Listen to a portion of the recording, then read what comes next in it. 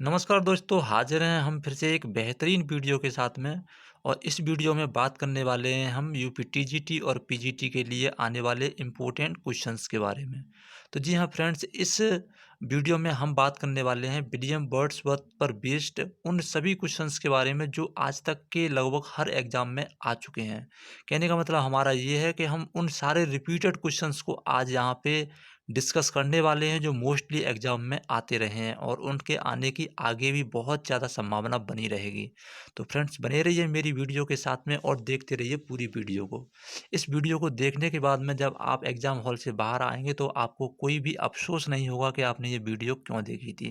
क्योंकि इस वीडियो में आपको हर एक वो इम्पोर्टेंट क्वेश्चंस आपको मिलने वाला है जिसको आप किताबों में ढूँढते रहते हैं।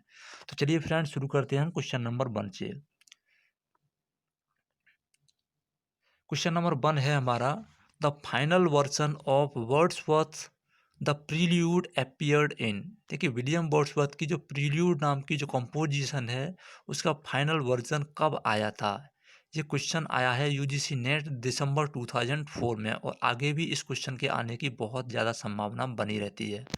तो इसका ऑप्शन नंबर सी ठीक है, ये आया था 1850 में। और मैं इसको थोड़ा सा डिटेल में बताता हूँ जो कि यहाँ पे मैंने पहले से ही लिख रखा है। देखिए, द प्रील्यूड और growth of poets mind. Prelude का जो दूसरा नाम है वो है the growth of poets mind. ध्यान देना कि इसके नाम से भी ये पोएम पूछी जा सकती है कि the growth of poets mind जो पोएम है उसका दूसरा नाम या ओरिजिनल नेम क्या है। ओके, तो ये क्या है, this is an autobiographical poem in the blank verse. अगर बात आती है इसकी स्टाइल की कि ये किस स्टाइल में लिखी गई है, तो ये लिखी गई है ब्लैंक वर्स में, by the English poet, by the English romantic poet. देखिए, विलियम वर्ड्सवर्थ को क्या कहते हैं, रोमांटिक पोइट बोलते हैं।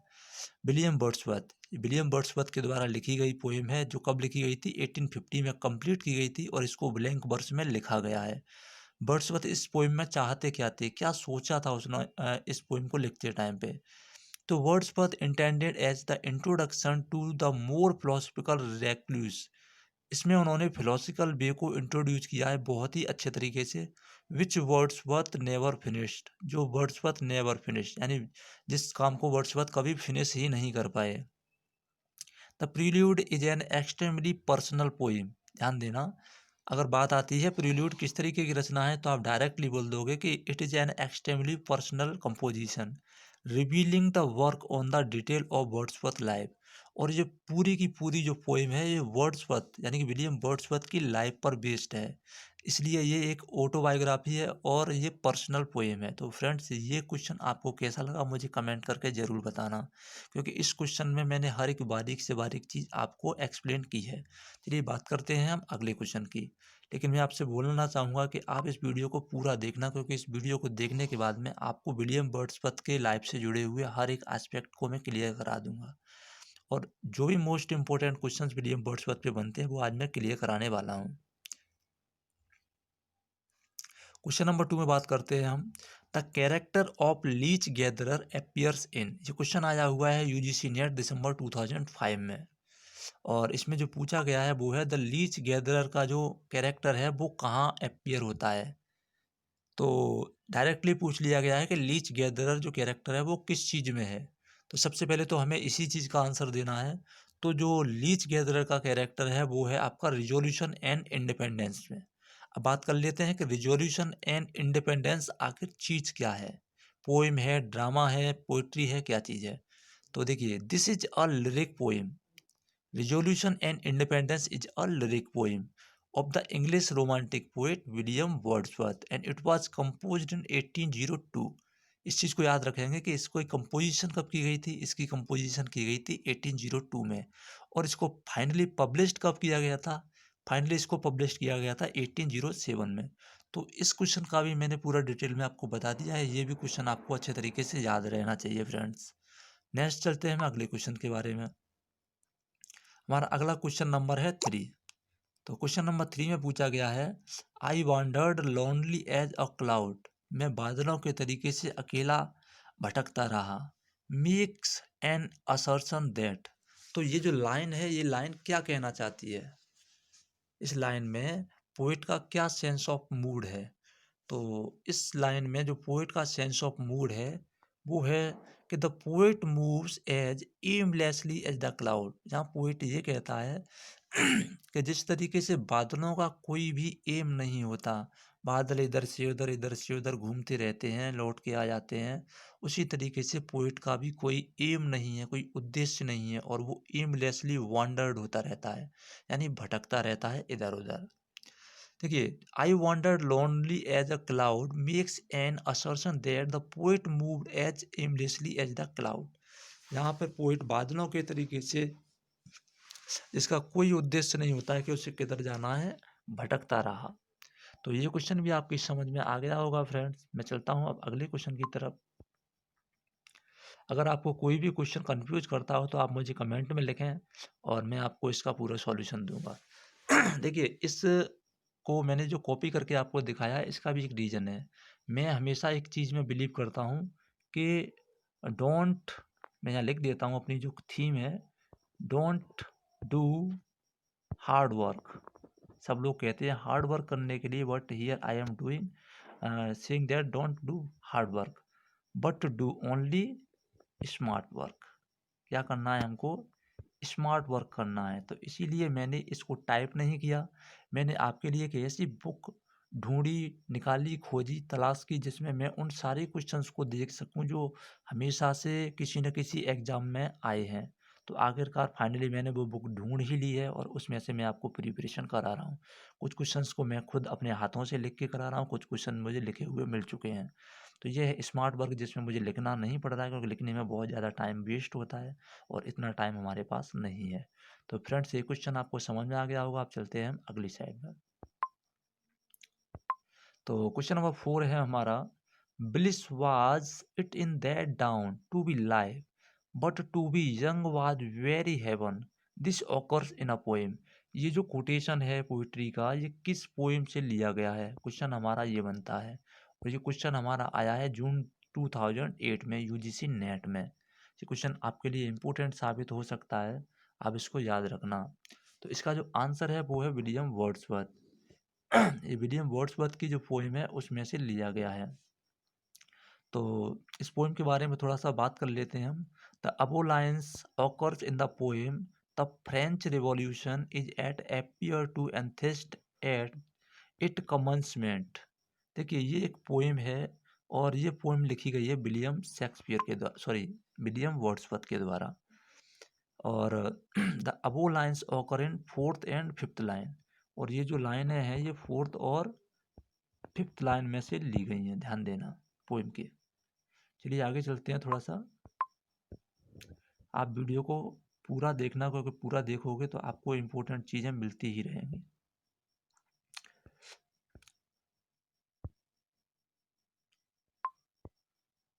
क्वेश्चन नंबर 5 में किया बोला गया है, in which poem does the following line appears. यहाँ पर भी हमको कुछ लाइनें दे दी गई हैं, और लाइनों में कहा गया है, our birth is but a sleep and a forgetting. हमारा जो जन्म है वो एक नींद के तरीके से है, जिसको हम उठने के बाद में भूल जाते हैं। और ये क्वेश्चन आपका अपीयर हुआ है यूजीसी नेट दिसंबर 2008 में। तो ये जो लाइनें ली गई हैं, ये लाइनें कहाँ से ली गई हैं, चलिए बात कर लेते हैं।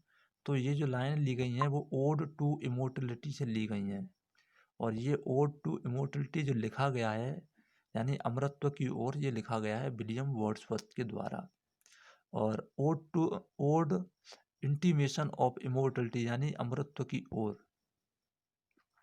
ये क्या है? ये एक रिकलेक्शन है ऑफ अर्ली चाइल्डहुड, बचपन की यादों के बारे में, बचपन कैसे गुजरता है उसके बारे में एक कलेक्शन है ये। Also known as immortality ode is a poem by William Wordsworth composed in 1804। इस चीज़ को याद रखना है।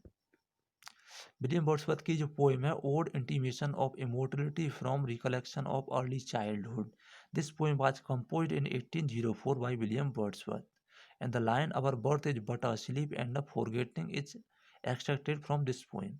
सो गाइज, आपको समझ में आ गया होगा। मैं क्वेश्चन को आगे बढ़ाता हूँ, आप वीडियो के साथ में बने रहें, क्योंकि इस वीडियो में आपको इम्पोर्टेंट से इम्पोर्टेंट क्वेश्चंस में डिस्कस करा रहा हूँ। ये क्वेश्चंस आपको शायद कहीं देखने को, सॉरी, देखने को तो मिलेंगे, बट बड़ी डिफ़िकल्टी से आप इनको ढूंढ पाएंगे, क्योंकि मैंने भी ये बुक बड़ी कोशिश की है उसके बाद में मुझे मिली है, जिसमें से मैंने आपको सिलेक्टेड क्वेश्चन छाँट के मैं आपको बता रहा हूँ जो बहुत ज़्यादा इम्पोर्टेंट हैं। क्वेश्चन नंबर कौन सा चल रहा था हमारा? क्वेश्चन नंबर 6 चलेगा। ओके,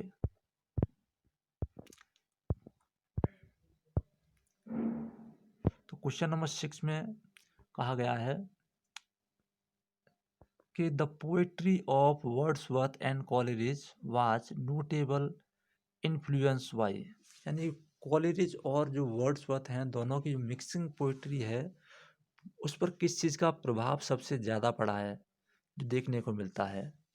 तो मैं यहाँ पे डायरेक्टली आपको ऑप्शन बताता हूँ, क्योंकि जब आप दूसरे ऑप्शंस को देखेंगे तो क्या होता है, आप कंफ्यूज हो जाते हैं। तो मैं उन दूसरे ऑप्शंस के बारे में बात ही नहीं करता, क्योंकि हमको तो डायरेक्ट आंसर से मतलब है।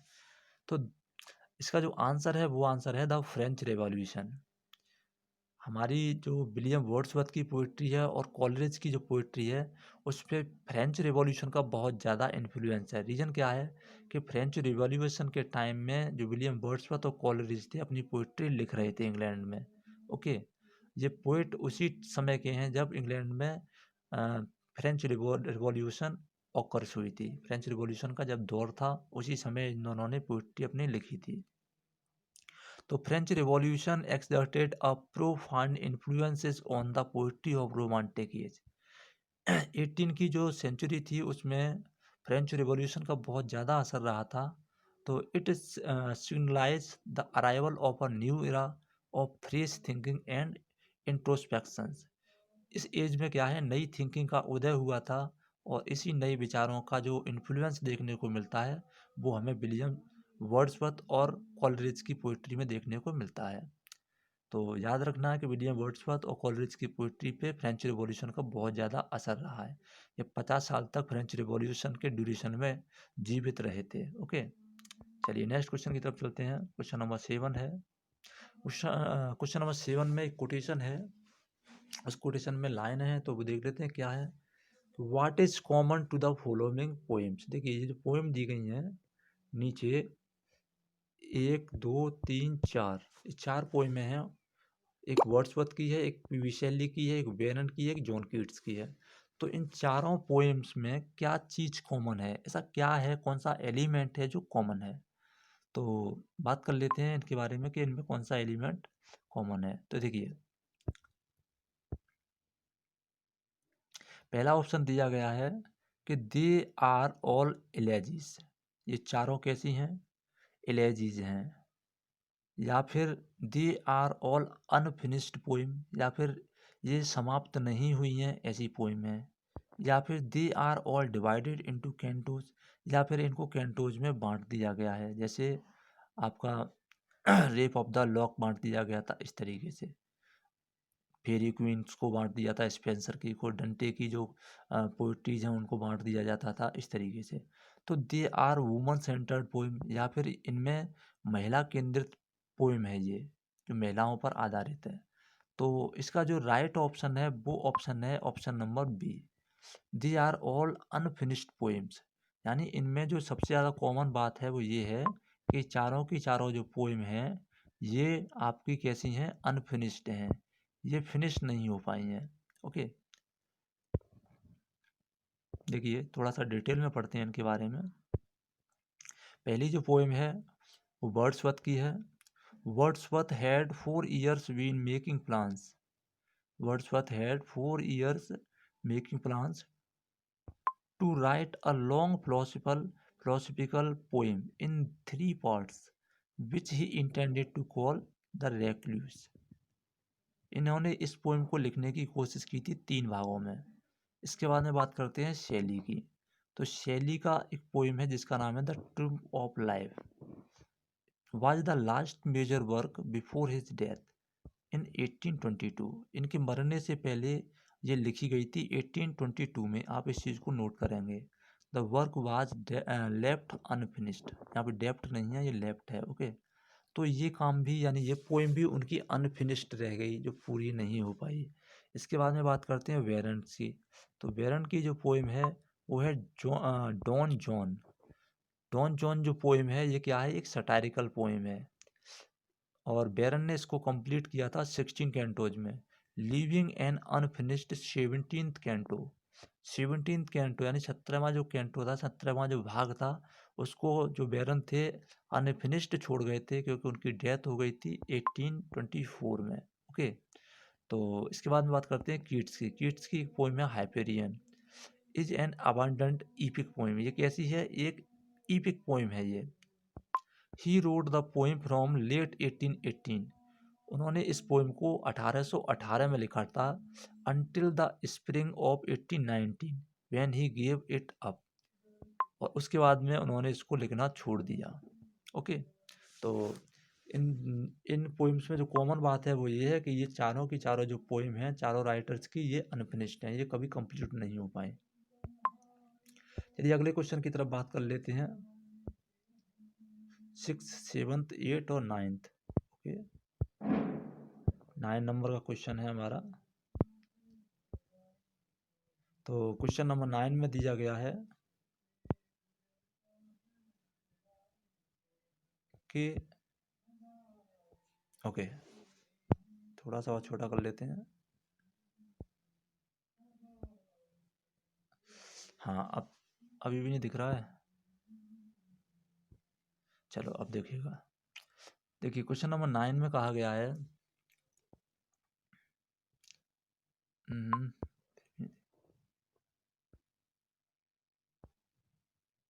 कि which of the following statement on the prelude bye William Wordsworth is not true. यहाँ पे 4 ऑप्शन दिए गए हैं, इनमें से ये पूछा गया है कि इनमें ऐसा कौन सा स्टेटमेंट है जो सही नहीं है। तो पहले ऑप्शन की तरफ देख लेते हैं हम। The prelude was published posthumously. जी हाँ, ये सही बात है। प्रील्यूड को पोस्ट माउथसली पब्लिश्ड किया गया था विलियम वर्ड्सवर्थ की मृत्यु के बाद में। ओके, इसके बाद में बात करते हैं, in this poem Wordsworth record his development as a poet. जी हाँ, इसको विलियम वर्ड्सवर्थ का सबसे बड़ा डेवलपमेंट माना जाता है। और इसके बाद में बात करते हैं, the poem runs to 14th books. इसमें 14th बुक हैं। A crucial stage, the poet celebrate the sublime natural scenery in developing his spiritual, moral and imaginative nature। जी हाँ, ये भी बात एकदम करेक्ट है। तो अब हमारी जो बात बचती है वो ये बचती है कि पेज थोड़ा छोटा करना पड़ेगा। चलिए मैं ऊपर ले आता हूँ इसको। अब जो बचती है बात वो हमारी ये बचती है, poem like Michael the old Cumberland beggar, she dwelt among the untrodden ways, nutting etc are the highlight of this volume. तो दिस इज नॉट ट्रू, ये बात एकदम गलत है। ओके, क्वेश्चन नंबर डी है, सॉरी क्वेश्चन नंबर का answer है 9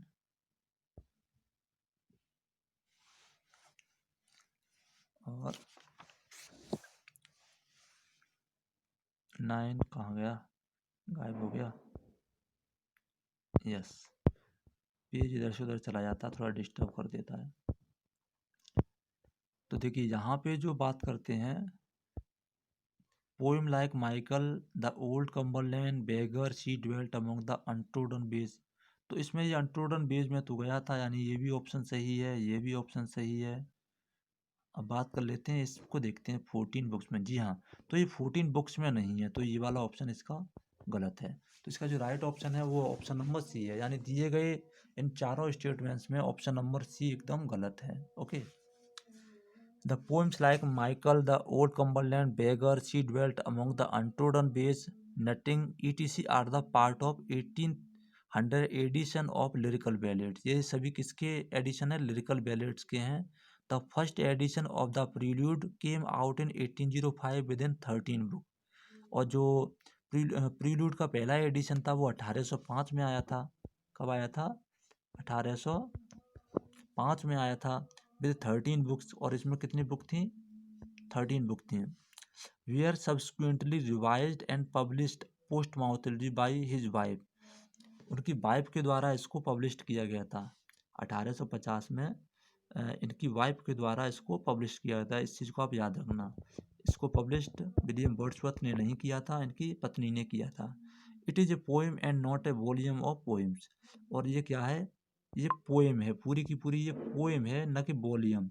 mostly composition volume होती हैं जिसमें बहुत सारी पोएम्स होती हैं, तो ये उस तरीके की वॉल्यूम नहीं है, ये अपने में एक सेपरेटली पोएम है। आई थिंक फ्रेंड आपको ये समझ में आ गया होगा। चलिए अब चलते हैं हम अगले क्वेश्चन की तरफ। अब क्वेश्चन नंबर है हमारा 10। अगर आपने ये वीडियो पूरा देख लिया तो ये समझ लेना कि आपने एक बहुत ही इम्पोर्टेंट स्टडी आज कंप्लीट कर ली है। तो क्वेश्चन नंबर 10 में दिया गया है, which of the following statements about the lyrical ballad is not true. यानी दिए गए जो स्टेटमेंट्स हैं 4, इनमें से कौन सा स्टेटमेंट सही नहीं है लिरिकल बैलेड के लिए। ये क्वेश्चन भी आया है आपका 2012 में यूजीसी नेट में। ये क्वेश्चन भी आपके लिए बहुत ज़्यादा इम्पोर्टेंट होने वाला है। तो बात कर लेते हैं हम इसके ऑप्शंस के बारे में। इसका पहला ऑप्शन है, it carried only one valid proper which was Coleridge the rime of the ancient mariner.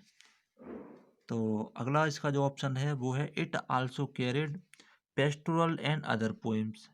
इसके बाद में ऑप्शन नंबर सी है, it carried a perfect which Wordsworth added in 1800। इसके बाद में जो ऑप्शन है वो है option number D, it also printed from Gray's elegy written in a country चर्चाज। तो देखिए इसमें ग्रेज की जो एलेजी है कंट्री चर्चाज की, उसके बारे में कोई चर्चा नहीं की गई है। ओके, तो Gray's elegy written in country churchyard was published in 1751 and not in lyrical ballad 1780, hence option D is correct. Okay, चलिए अगले क्वेश्चन की तरफ चलते हैं हम। अगला क्वेश्चन है 11। क्वेश्चन नंबर 11 है, और 11 में दिया गया है कि for nature the coarser pleasure of my boys days and their glad animal movements all gone by to me was all in all. ये एक लाइन है जो ली गई है किसी पोएम से, जिस पोएम का नाम है टिंटन अवे रिविजिटेड।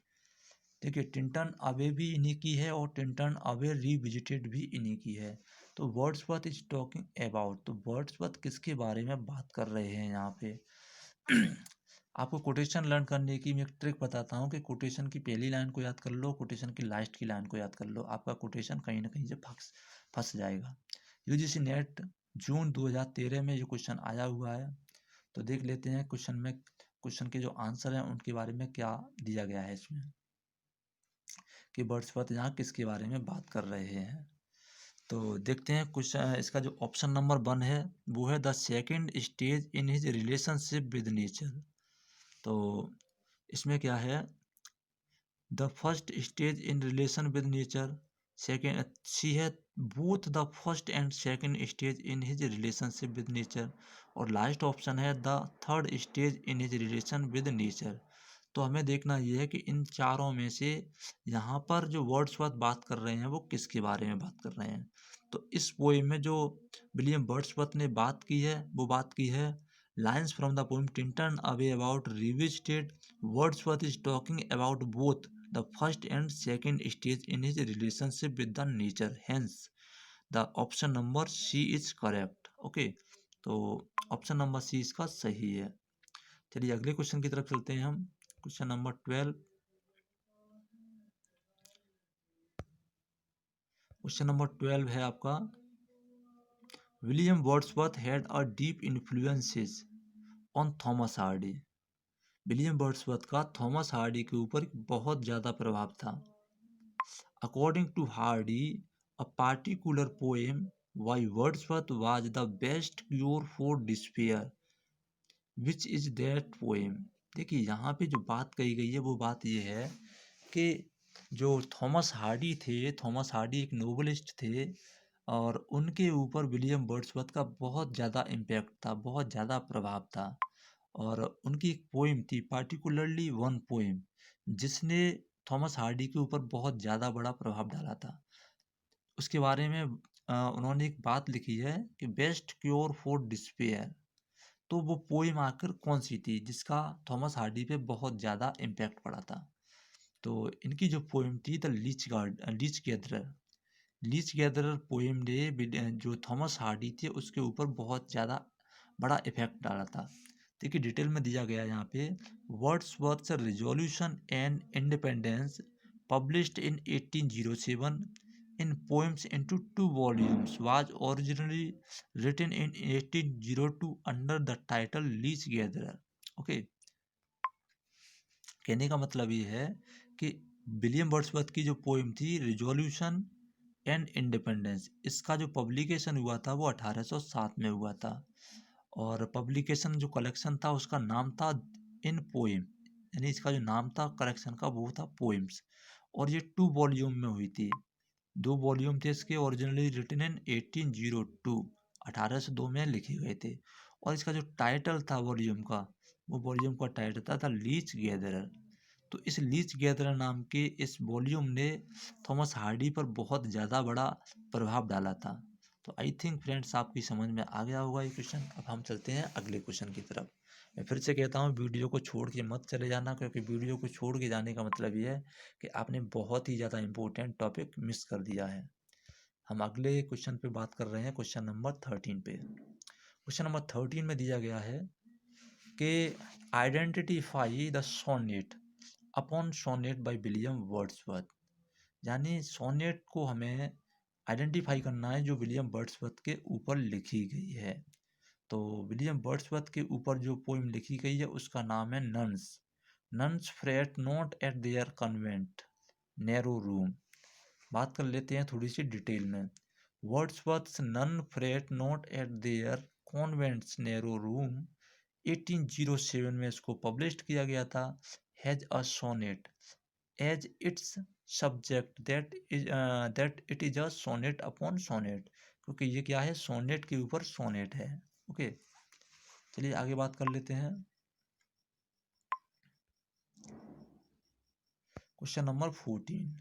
तो क्वेश्चन नंबर 14 में क्या दिया गया है देख लेते हैं।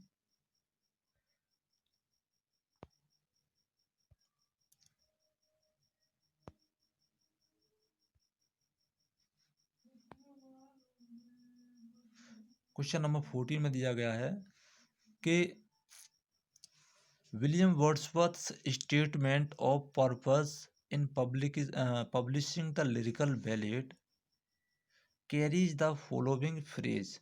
तो कंप्लीट द फ्रेज करेक्टली। यानी विलियम वर्ड्सवर्थ का जो स्टेटमेंट है, पर्पज है लिरिकल बैलेट को पब्लिश करने के लिए, वो एक फ्रेज को जन्म दे देता है। उसके पीछे एक फ्रेज आ जाती है, तो वो फ्रेज कौन सी थी उस चीज़ को हमें आइडेंटिफाई करना है। Ballot carries the following phrase, complete the phrase. यहाँ पे जो फ्रेज खाली है ये फिल इन द ब्लैंक्स हमें कंप्लीट करना है। तो इस चीज़ को आप लर्न करेंगे और उसके बाद में इसको फिल कर लेंगे। तो क्वेश्चन नंबर 14 का जो आंसर है वो राइट आंसर है, अभी एक सेकेंड, क्वेश्चन नंबर 14 का जो आंसर है आंसर नंबर ए। आप इसको लर्न कर लेंगे क्योंकि ये लर्न करने वाला क्वेश्चन है। Okay, Wordsworth statement in his preface to the lyrical ballads 1800 runs as to choose incidents from common life and to relate or describe them throughout as far as possible in a selection of language really used by men। तो इसका जो option number A है वो एकदम सही है। आप इसको लर्न करेंगे इस क्वेश्चन को, क्योंकि कुछ क्वेश्चन ऐसे होते हैं जिनको हम लर्न ही कर पाते हैं, पूरे तरीके से रट नहीं पाते। क्वेश्चन नंबर 15 है जिसमें दिया गया है the prelude although begun as early as 1799। Prelude जो शुरू हो गई थी वो शुरू हो गई थी लिखना 1799 में, and finished in its first version इन 1805। और इसका जो पहला वर्जन था वो 1805 में कंप्लीट हो गया था। वाज नॉट पब्लिश्ड अंटिल, लेकिन फिर भी ये कब तक पब्लिश्ड नहीं हुआ था?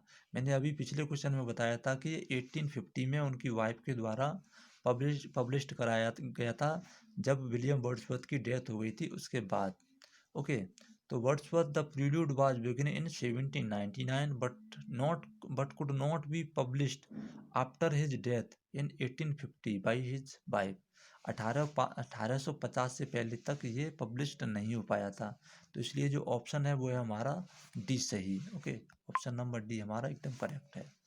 इसके बाद में क्वेश्चन नंबर 16 की तरफ चलते हैं। क्वेश्चन नंबर 16 में बोला गया है in Wordsworth prelude the boy of Winander is affected by.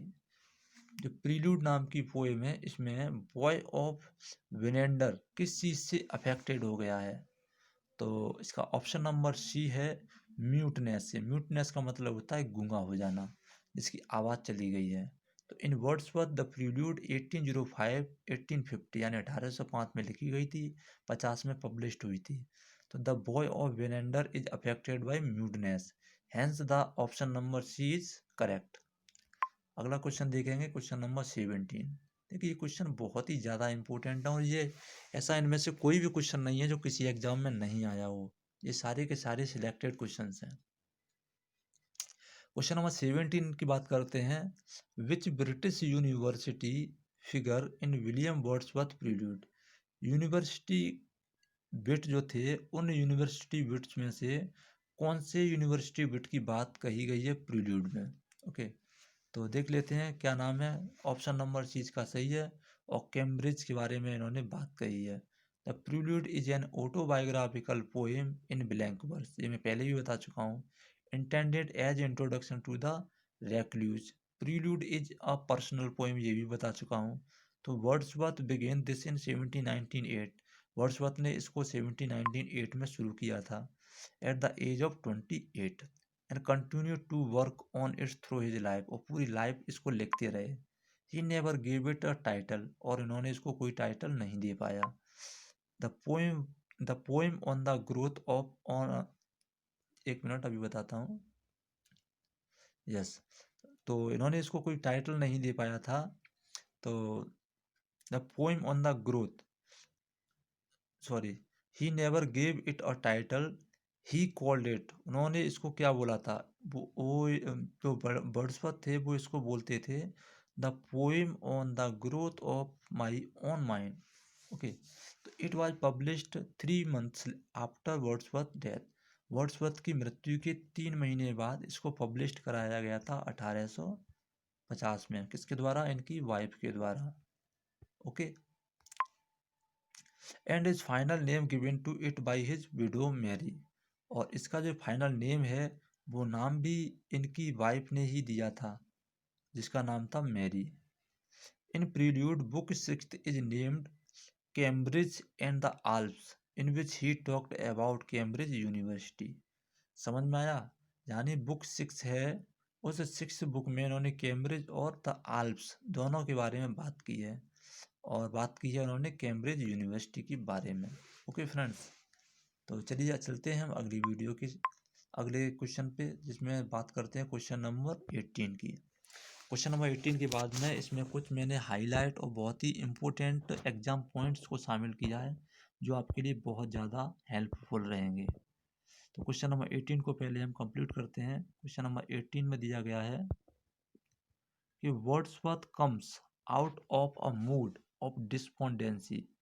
Wordsworth का जो मूड है वो बहुत ज़्यादा ख़राब हो जाता है, सैड हो जाता है, कंफ्यूज हो जाता है, लेमेंटेशन में पहुंच जाता है वो। और इसके बाद में फिर वो resolution in is poem resolution and independence bye interacting with a, लेकिन ऐसी कौन सी चीज़ है जिसकी इंटरेक्टिंग करने के बाद में उसका मूड फिर से रिजॉल्व हो जाता है, फिर से सही हो जाता है। यानी पहले डिस्परेट हो जाता है, उसका मूड ख़राब हो जाता है, और उसके बाद में कोई चीज़ ऐसी है जिसकी इंटरेक्शन करने के बाद में उसका मूड एकदम सही हो जाता है। तो वो ऐसा कौन है जिसकी वजह से उसका मूड फिर से ठीक हो जाता है, उसका जो माइंड है रिजॉल्व हो जाता है। क्या वो बोटमैन है, क्या वो गर्ल है, या फिर लिटिल कॉटेज गर्ल है, या फिर लीच गैदरर है। तो इनमें से देखिए ऑप्शन नंबर डी है एकदम ट्रू, लीच गैदरर। अब लीच गैदरर क्या है उसके बारे में देखते हैं डिटेल में।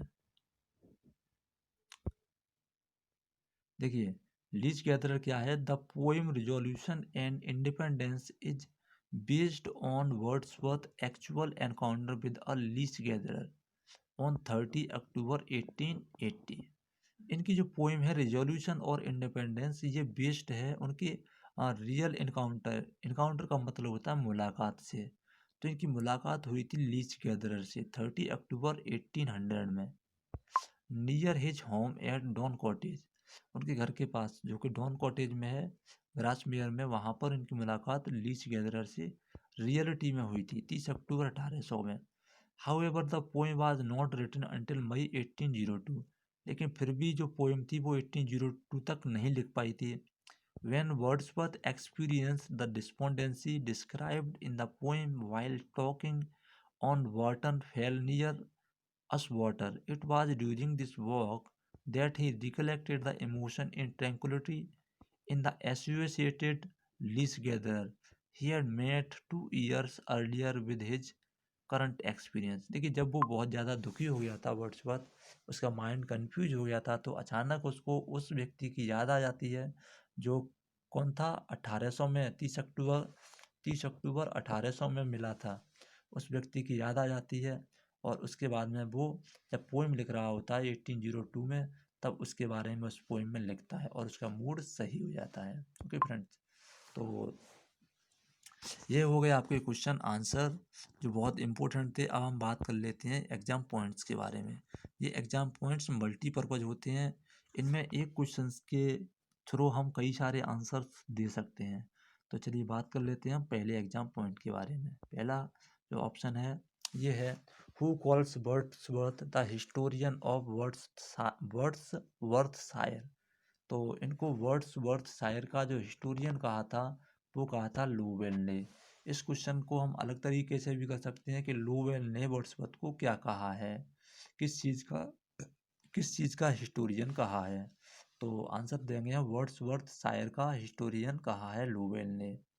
इसके बाद में जो अगला क्वेश्चन है वो है, Wordsworth was hardly a man but a wandering spirit with strange adventures and no end to them. कहने का मतलब यह है कि वर्ड्सवर्थ मुश्किल से ही एक व्यक्ति हैं, यानी आदमी तो बड़ी मुश्किल से हैं, बट क्या है, एक घूमती हुई आत्मा है। घूमती हुई एक ऐसी आत्मा है जो अजीबोगरीब साहसिक कार्यों को करते हुए इधर उधर भटकती रहती है। And no end to them, और उनके लिए उनका कभी भी कोई अंत नहीं होता है। तो ये बात उनके लिए किसने कही है? तो संक्षेप में अगर इस बात को कहें तो हार्डली अ मैन, यानी कि किस ऐसा कौन सा पोइट है जिसने विलियम वर्ड्सवर्थ को इंसान मानने से मना कर दिया है और उनको एक स्पिरिट की संज्ञा दे दी है, वो भी ऐसी स्पिरिट, ऐसी आत्मा जो इधर उधर भटकती रहती है बादलों के तरीके से। ओके, अब बात करते हैं थर्ड की, the charge of triviality can be brought against the work of. देखिए वर्ड्सवर्थ के जो वर्क हैं उनके ऊपर ट्राइबलिटी का चार्ज लगाया जा सकता है, इस चीज़ को याद रखना। इसके बाद में बात करते हैं, large portion of Wordsworth work is uninspired. William Wordsworth का जितना भी पोर्शन जो लिखा हुआ है पोइट्री का वो अनइंस्पायर्ड है, किसी से उनको इंस्पिरेशन नहीं मिली थी, उन्होंने सारी की सारी पोइम अपने ही मूड में लिख डाली थी। ओके, इसके बाद में एक कोटेशन है, देखिए ये, a poet could not be gay, एक पोएट खुश नहीं हो सकता। A poet could not but be gay in such a jocund company where do these lines appear. तो ये लाइनें कहाँ पर हैं, किससे ली गई हैं? तो विलियम वर्ड्सवर्थ की एक पोएम है जिसका नाम है डिफोडिल्स, इस पोएम से इन लाइनों को लिया गया है। इसके बाद में बात कर लेते हैं, we are selfish men, oh raise up return to us again. यहाँ पे जो बात कही गई है वो है कि हम कैसे हैं, सेल्फिश व्यक्ति हैं। रीच अप यानी दोबारा से खड़े हो जाओ, रिटर्न टू अस अगेन, और हमारे पास फिर से आ जाओ। तो दीज लाइन्स अपीयर इन, ये लाइनें हैं टू मिल्टन नाम की पोएम है इनकी उसमें, और ये लिखी है विलियम वर्ड्सवर्थ ने। ओके, इसके बाद में नेक्स्ट है, I behold in thee what I was once. मैं तुमसे ये पूछता हूँ कि मैं पहले क्या था, यानी मैं फिर से ये याद करता हूँ कि मैं पहले पहले क्या था और अब क्या हो गया हूँ। हु सेड, तो ये लाइनों को कौन कहता है? इन लाइनों को बोला है विलियम वर्ड्सवर्थ ने। अगला जो पॉइंट है वो है there neither is nor can be any essential difference between the language of prose and metrical composition. कहने का मतलब ये है कि मेट्रिकल कंपोजिशन और प्रोज में कोई ज़्यादा बड़ा डिफरेंस नहीं होता है। अब ये मेट्रिकल कंपोजिशन क्या होती है? मेट्रिकल कंपोजिशन हम बोलते हैं पोइट्री को, और प्रोज होता है अनमेट्रिकल कंपोजिशन जिसमें मीटर की कोई आवश्यकता नहीं होती, उसमें सुर लय ताल की कोई ज़रूरत नहीं होती। लेकिन पोइट्री में मीटर की ज़रूरत होती है, रिदम की ज़रूरत होती है, राइम स्कीम की ज़रूरत होती है। तो यहाँ जो वर्ड्सवर्थ ने एक बहुत बड़ी बात बोल दी है कि प्रोज और पोइट्री में कोई खास डिफरेंस नहीं होता है। तो ध्यान देना कि अगर ये वाला क्वेश्चन आ जाता है कि पोएम प्रोज और पोइट्री में ऐसा कौन सा पोइट है जिसने डिफरेंस नहीं बताया है, तो वो पोइट है हमारे विलियम वर्ड्सवर्थ। ओके, इसके बाद में बात कर लेते हैं who criticise Wordsworth for not practising his own theory in his own poems. William Wordsworth के बारे में खास बात सामने आ रही है कि विलियम वर्ड्सवर्थ ने अपनी पोएम में अपनी थ्योरी का इस्तेमाल नहीं किया है। अगर क्वेश्चन ये आ जाता है कि which poet has not use his own theory in his own poems, then the answer will be William Wordsworth. William Wordsworth has not use his own theory in his own poems. William Wordsworth ने अपनी कविताओं में अपनी theory को ही use नहीं किया है, और ये बात कही है किसने? टी.एस. इलियट ने। ओके, चलिए अगला देखते हैं। Classicism is health and romanticism is a disease. जो क्लासिज्म है वो क्या है? एक बीमारी है। और रोमांटिज्म है वो क्या है? सॉरी, क्लासिज्म क्या है? एक हेल्थ है। और रोमांटिज्म है वो क्या है? बीमारी है। ये बात किसने कही है? तो ये बात कही है गोथ ने। इस चीज़ को आप याद रखेंगे, बहुत ही इम्पोर्टेंट लाइन है ये। अगला पॉइंट है Wordsworth is ever spiritualising the mood of nature and winning tone the moral as consolation. कहने का मतलब ये है कि Wordsworth is ever spiritualising the mood of nature. Wordsworth जो थे वो नेचर को आध्यात्मिकता की ओर मोड़ने की कोशिश करते रहे। And winning from the moral consolation, और उसमें मोरल कंसोलेशन को ढूंढने की उन्होंने बहुत कोशिश की है। ये किसने रिमार्क किया है वर्ड्सवर्थ के लिए? तो ये रिमार्क किया है कॉम्पटन रिकेट ने। आप इसको चाहो तो लिख सकते हो, नहीं तो आप याद कर लेना। इसके बाद में अगला पॉइंट है Wordsworth had no market sorry Wordsworth has no marked style of his own. When he seeks to have a style, he falls into ponderosity and pomposity. Who said? देखो, जो टी.एस. इलियट ने कहा था वही बात यहाँ पर मैथ्यू अर्नोल्ड ने बोल दी है। क्या बोल दी है? कि वर्ड्सवर्थ का कोई भी अपना स्टाइल नहीं है पोइम लिखने का, और जब कभी वो अपनी स्टाइल को लिखने की कोशिश करते हैं तो पॉन्डरसिटी या पॉम्पोसिटी में वो खो जाते हैं। ओके, इसके बाद में बात करते हैं नेक्स्ट पॉइंट की, क्योंकि ज़्यादा नहीं है, बस लास्ट पॉइंट बचा है हमारा। Who calls the immortality ode the high water mark of poetry. ये क्वेश्चन मैं सबसे ज़्यादा इम्पोर्टेंट बताऊंगा आपके लिए, क्योंकि इसमें कहा गया है the high water mark of poetry. ये बात किसने कही है? तो ये बात कही है हमारी इमर्सन ने। इसके बाद में है वर्ड्सवर्थ उत्तर नथिंग वेज। वर्ड्सवर्थ की बातों का कोई आधार नहीं है। ये बात कही है टेनीसन ने। इन छोटी छोटी चीज़ों को आप याद रखोगे, क्योंकि ऐसे ही क्वेश्चन एग्जाम में आ जाते हैं। इसके बाद में एक कोटेशन है just for handful of silver he left us, just for a ribbon to stick in his coat. तो ये लाइनें जो ली गई हैं ये किससे ली गई हैं? ये लाइनें किससे ली गई हैं? These lines are about Wordsworth who wrote it. ये लाइनें जो ली गई हैं, सॉरी, ये लाइनें जो लिखी गई हैं ये विलियम वर्ड्सवर्थ के लिए लिखी गई हैं, और इन लाइनों को लिखा है ब्राउनिंग, और उस पोइम का नाम है the lost leader. Okay friends, तो आज की वीडियो आपको कैसी लगी? अगर अच्छी लगी हो तो प्लीज़ चैनल को सब्सक्राइब कर दीजिए और बेल आइकन को दबा दीजिए, जिससे कि मैं अब इस पर दूसरी अगर वीडियो बनाता हूँ तो उसका नोटिफिकेशन आप तक पहुँच जाए। तो आई होप कि फ्रेंड आप मेरे चैनल को सब्सक्राइब ज़रूर कर लेंगे। तो चलिए मिलते हैं हम नेक्स्ट वीडियो में, तब तक के लिए बाय बाय।